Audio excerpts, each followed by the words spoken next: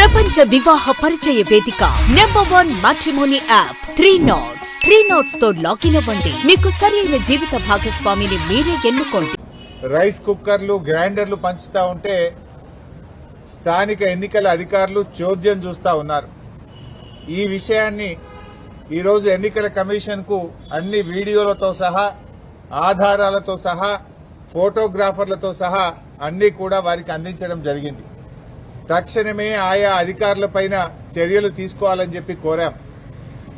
ముఖ్యంగా కొంతమంది పోలీస్ అధికారులు, కొంతమంది ఎన్నికల నిర్వహణలో ఉన్న అధికారులు పూర్తిగా తొత్తులుగా మారిపోయి కళ్లు మూసుకొని వాళ్ళు ప్రవర్తిస్తా ఉన్నారు.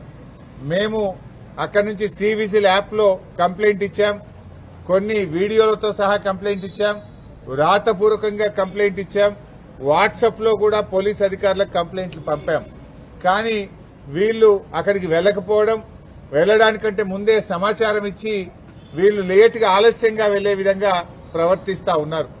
సరే, ఎవరు ఎన్ని ప్రయత్నాలు చేసినా ఓటరు మనకంటే తెలివైనటువంటి వాడు. ఓటర్లు అన్ని గ్రహించగలుగుతున్నారు. నిజానిజాలు గ్రహించి ఓటర్లు తగిన రీతిలో తప్పకుండా బుద్ధి చెప్తారు. కానీ ఈ రకమైన వ్యవహారం జరుగుతూ ఉంటే ఎన్నికల కమిషన్ ఎందుకు చోద్యం చూస్తా ఉంది, ఎందుకు ఎన్నికల అధికారులు పట్టించుకోవడం లేదు, ఇవన్నీ విషయాలను కూడా ఈరోజు ఎలక్షన్ కమిషన్ దృష్టికి తీసుకువెళ్లాం. ముఖ్యంగా కొన్ని సెన్సిటివ్ బూత్స్ ను గుర్తించి అక్కడ పోలీస్ ఫోర్స్ సెంట్రల్ బలగాలు పెట్టండి, సిఆర్పీఎఫ్ బలగాలు పెట్టండి అని చెప్పి ఆయా పోలింగ్ స్టేషన్ల వారీగా వివరాలు కూడా ఎన్నికల కమిషన్ కు అందించాం. ముఖ్యంగా మహిళా పోలీస్ అధికారులను, ఆశా అంగన్వాడీ వర్కర్లను అక్కడ డెప్యూట్ చేసి లోపలికి వెళ్లేటువంటి ఓటర్ల ఐడెంటిటీ గుర్తించిన తర్వాతనే ఓటర్లను లోపలికి పంపాలి. అది ఎవరైనా సరే అందరినీ కూడా ఓటర్ ఐడెంటిటీని పోలింగ్ స్టేషన్ బయటనే గుర్తించాలి. వాళ్ళ ఓటర్ ఐడి కార్డ్ మ్యాచ్ అవుతుందా, ఫేస్ తో మ్యాచ్ అవుతుందా లేదా చూడాలి.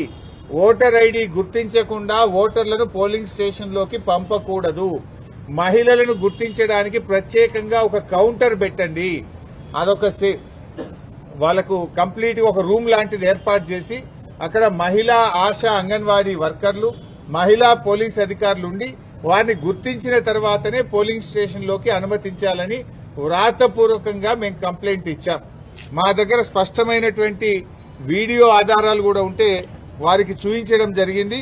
ముఖ్యంగా ఫేక్ ఐడి కార్డులు ఇబ్బడి ముబ్బడిగా ఏ రకంగా ఫేక్ ఐడి కార్డులు తయారు చేశారో ఇప్పుడే వారికి సుదర్శన్ రెడ్డి గారికి, మన రాష్ట్ర ఎన్నికల అధికారికి ఈ వీడియో కూడా చూపించాం.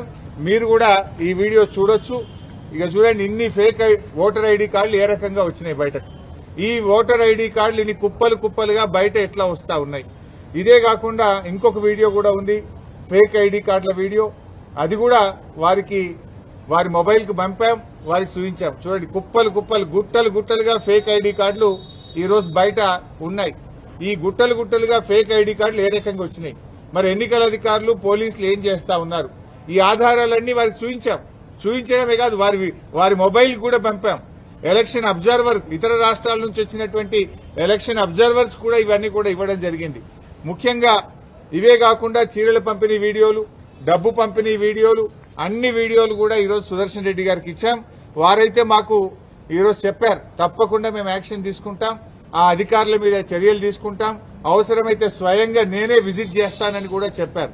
ఇలా యూసఫ్గూడలో కాంగ్రెస్ పార్టీ కార్యాలయం నానుకోనే పోలింగ్ బూత్ ఉన్నది. అసలు కాంగ్రెస్ కార్యాలయం అనే షిఫ్ట్ చేయాలి, పోలింగ్ బూత్ అనే షిఫ్ట్ చేయాలి. గోడనే అడ్డం 100 మీటర్ల లోపు కాంగ్రెస్ పార్టీ కార్యాలయం ఉంటే మీరు అక్కడ ఎట్లా పెడతారు పోలింగ్ బూత్?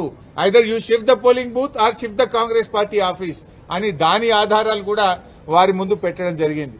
ఎంత జోక్ అయిపోయిందంటే ఈ రాష్ట్ర ముఖ్యమంత్రి పాపం ఆయన చెమటలు పడుతున్నట్టునే. ఆయనకు ఇవాళ 6 గ్యారెంటీల మీద రివ్యూ పెట్టిండు.